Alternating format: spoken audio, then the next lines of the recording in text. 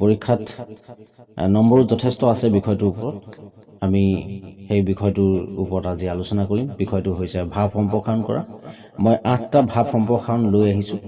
আৰু সততে আহি থকা সেই 8টা ভাৱ সম্প্ৰসাৰণ কেনেকৈ কৰিব লাগে মই তাৰ বিষয়ে আলোচনা কৰিম তেন্তে পলম নকৰোঁ আহক ভিডিঅ'টো আৰম্ভ কৰোঁ